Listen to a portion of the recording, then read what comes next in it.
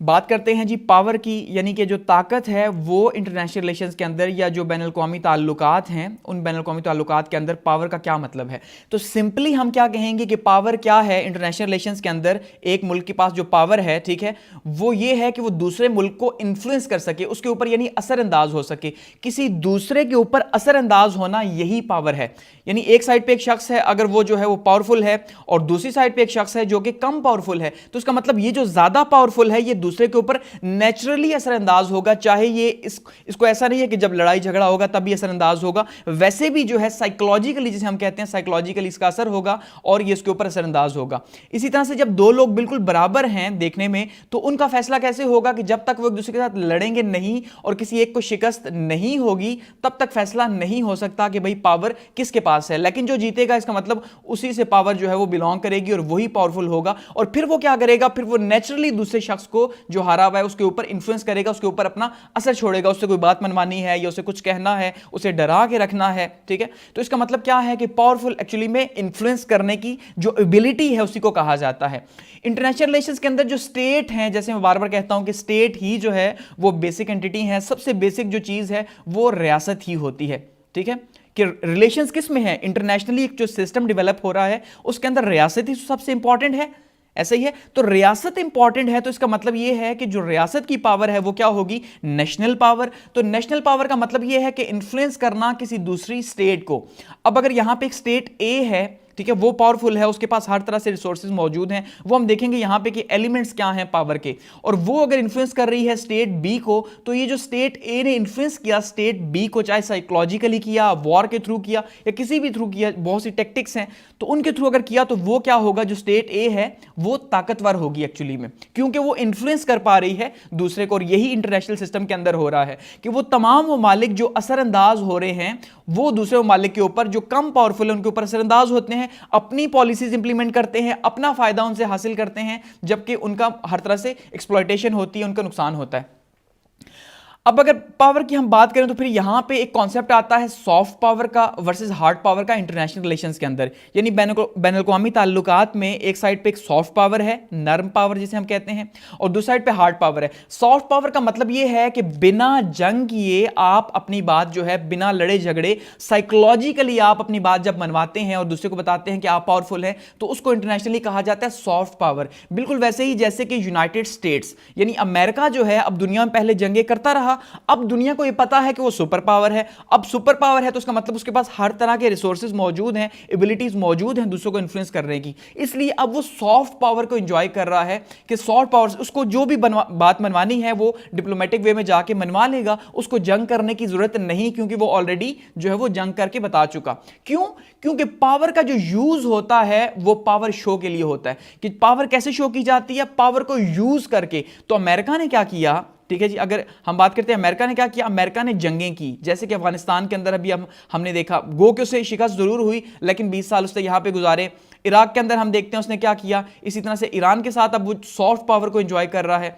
तो यहां पे जो उसने जंगें की, इसी तरह से वियतनाम में जो उसने वॉर की, तो ये जो वॉर्स थी, इन वॉर्स ने क्या किया, इन वॉर्स की जो प्रैक्टिस थी, इस वॉर ने ये हार्ड पावर यहां पे इसने इस्तेमाल किया अमेरिका ने। जो जंग की, ठीक है, ये क्या था, हार्ड पावर थी। लेकिन अब उस हार्ड पावर के नतीजे के तौर पे उसने ये बता दिया कि भाई मैं जो है वो पावरफुल हूं।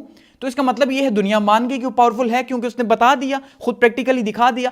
अब उसको ये बताने की जरूरत नहीं है कि वो पावरफुल है। अब वो क्या कर रहे हैं, वो प्रेशराइज करके साइकोलॉजिकली जो है वो ईरान के ऊपर प्रेशर डाल रहा है, या दुनिया के दूसरे ममालिक के ऊपर या पाकिस्तान के ऊपर प्रेशर डाल रहा है। इसका मतलब क्या है, अब वो सॉफ्ट पावर को एंजॉय कर रहा है, बिना जंग के ही सारे लोग उसकी बातें मान रहे हैं, या सारी जो दुनिया की पावर्स हैं उसकी बातें मान रही हैं। हार्ड पावर क्या है, हार्ड पावर ये है कि आपको अपनी पावर दिखानी पड़ती है, जंग के थ्रू, जंग करके जो है वो दिखानी पड़ती है, ताकि अगला आपकी बात को माने। ये भी पावर के अंदर इसका कॉन्सेप्ट है। अब हम बात करते हैं वो एलिमेंट्स क्या हैं जो कि नेशनल पावर बताते हैं कि किसी भी जो रियासत है उस रियासत की जो कौमी ताकत है, ठीक है। कौमी ताकत कैसे पता चलती है कि रियासत की कौमी ताकत क्या है? उसमें सबसे इंपॉर्टेंट रोल जो है वो उसकी ज्योग्राफी का होता है कि वो मुल्क कहां पे लोकेट करता है। ऑब्वियसली जो उसका ज्योग्राफी है वही बताएगा कि उसका अड़ोस पड़ोस क्या है, क्या उसका अड़ोस पड़ोस पावरफुल है, लेस पावरफुल है, उसकी ज्योग्राफी के रिसोर्सेज क्या है, नेचुरल रिसोर्सेज कितने ज्यादा हैं, रॉ मटेरियल उसके पास कितना ज्यादा है, ठीक है। क्योंकि जो मुल्क जितना ज्यादा जो है सेल्फ सफिशिएंट होगा, खुद मुख्तार होगा, उसके पास जो रिसोर्सेज हैं वो मौजूद होंगे, तो जाहिर बात है उसे दूसरी दुनिया के ऊपर डिपेंड कम करना पड़ेगा। नतीजे के तौर पे क्या होगा कि वो पावरफुल होगा। इसकी ज्योग्राफी बताएगी कि वो जो है वो पावरफुल हो रहा है। इसी तरह से उसकी जो पॉपुलेशन है, आबादी बताएगी। अगर आबादी कम है तो जाहिर बात है वो कम पावरफुल है। लेकिन सम टाइम जैसे इजराइल की हम एग्जांपल लेते हैं तो इजराइल बहुत कम आबादी के बावजूद जो है वो बहुत ज्यादा पावरफुल है। क्यों? क्योंकि उसको अमेरिका की सपोर्ट हासिल है, उसने अपने आप को टेक्नोलॉजिकल इतना ज्यादा डेवलप कर लिया, ठीक है, और साइंटिफिकली इतना ज्यादा डेवलप कर लिया कि वो कम आबादी के बावजूद पावरफुल हो गया। अदरवाइज जैसे हम बात करते हैं चाइना की, तो चाइना 1.5 अरब की आबादी का मुल्क है, ठीक है। इसी वजह से वो पावरफुल है क्योंकि जितनी ज्यादा आबादी है उतना ज्यादा पावरफुल होंगे। फिर इसी तरह से इकोनॉमिक डेवलपमेंट ये तय करती है कि कौन सा मुल्क जो है वो कितना ज्यादा पावरफुल है। कि एक मुल्क जो है, जैसे अफ्रीका के कंट्रीज की बात करें तो वहां पे इकोनॉमिक डेवलपमेंट बिल्कुल नहीं या ना होने के बराबर है, तो ऑब्वियसली वो पावरफुल नहीं है। लेकिन जहां जितना ज्यादा इकोनॉमिक डेवलपमेंट होगी, पैसे की रेल पेल होगी, तो ऑब्वियसली वो कंट्रीज उतने ज्यादा पावरफुल होंगे। इसी तरह से उनकी मिलिट्री की पावर सबसे इंपॉर्टेंट है कि मिलिट्री की पावर में आप देखिए पाकिस्तान को अगर हम देखते हैं तो हम देखते हैं कि पाकिस्तान कोई इन चीजों में इतना ज्यादा अच्छा नहीं गो कि ज्योग्राफी पाकिस्तान का अच्छा, नेचुरल रिसोर्सेज अच्छे, आबादी भी ज्यादा है, लेकिन इकोनॉमिक डेवलपमेंट पाकिस्तान की बहुत ज्यादा नहीं। ना ही पाकिस्तान अपनी ज्योग्राफी से उस तरह से जैसे फायदा उठाना चाहिए नहीं उठा रहा। लेकिन उसकी मिलिट्री पावर है, उसके पास एटम बम मौजूद है, इसलिए पाकिस्तान पावरफुल है, ठीक है। तो इसी तरह से इसराइल भी जो है वो उसके पास भी जो है वो एटम बम मौजूद है, मिलिट्री उसकी स्ट्रांग है, इसीलिए वो जो है वो एक इंटरनेशनल पावर रखता है। आइडियोलॉजिकल पावर है। आइडियोलॉजिकल पावर जो है वो यानी कि नजरियाती ताकत किसी भी कौम के पास जो कि उसको इकट्ठा कर सकती है, जोड़ सकती है और दूसरों से लड़ने की ताकत दे सकती है, वो भी उसकी पावर है। इसकी सबसे बड़ी एग्जांपल जो है वो आप नॉर्थ कोरिया की लें, ठीक है। नॉर्थ कोरिया में क्या हो रहा है कि आप देखिए नॉर्थ कोरिया के अंदर बहुत ही बुरे उनके हालात हैं अगर आप इंटरनली देखें, लेकिन कोई वहां जा नहीं सकता, उसे ऑब्जर्व कर नहीं सकता। उन्होंने एक नेशनलिज्म बिल्ड किया हुआ है, एक आइडियोलॉजी के ऊपर कि वो सबसे सुप्रीम है। उसके नतीजे के तौर पे वो हर एक को मिलिट्री ट्रेनिंग देते हैं, तो वो पावरफुल हैं। इसी तरह से हिटलर ने जर्मनी में जो है वो क्या जर्मन रेस को जो है वो सबसे सुप्रीम कहा, आइडियोलॉजिकल पावर बिल्ड की, और नतीजे के तौर पर क्या हुआ कि उन्होंने सेकेंड वर्ल्ड वॉर में दुनिया को जो है वो बहुत ज्यादा परेशान किए रखा।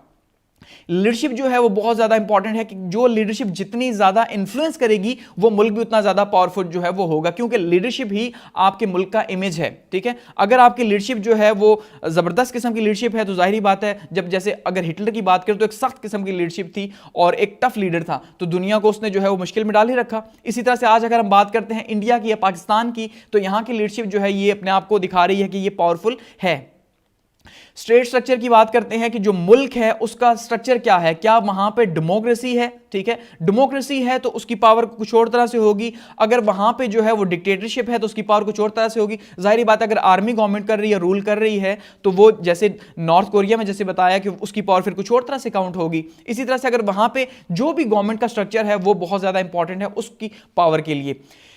इसके अलावा उसकी डिप्लोमेसी कैसी है ये भी बहुत ज़्यादा इंपॉर्टेंट है। इसमें आप अगर पाकिस्तान को कंपेयर करें इंडिया के मुकाबले में तो आपको दिखाई देगा कि इंडिया की डिप्लोमेसी जो है वो बहुत ज़्यादा स्ट्रांग है पाकिस्तान के मुकाबले में, जिस वजह से उसका जो इंटरनेशनल इमेज है, ठीक है, वो पाकिस्तान से काफ़ी ज़्यादा स्ट्रांग है। क्यों? क्योंकि उनकी जो डिप्लोमेटिक पावर है वो काफ़ी ज़्यादा है। लेकिन अब डिप्लोमेसी भी इन सारी चीज़ों के ऊपर ही डिपेंड करेगी। डिप्लोमेसी इटसेल्फ इंडिपेंडेंटली कुछ नहीं है। उसकी वजह कि एक डिप्लोमेट कब कॉन्फिडेंस से बात करेगा, जब वो इकोनॉमिक पावर उसके मुल्क में होगी, जब उसकी मिलिट्री स्ट्रांग होगी, ठीक है, जब उनके पास आइडियोलॉजिकल पावर होगी, तभी वो जो है वो स्ट्रांगली अपनी बात को कन्वे कर सकेगा। तो डिप्लोमेसी भी बहुत ज्यादा इंपॉर्टेंट है। तो ये वो सारी चीजें हैं जो कि बताती हैं, ये जो एलिमेंट्स हैं ये बताते हैं कि जो पावर है वो किसी भी रियासत की कैसे जो है वो कैलकुलेट की जा सकती है या काउंट की जा सकती है कि वो रियासत कितनी जो है वो पावरफुल और कितनी ताकत वो रखती है।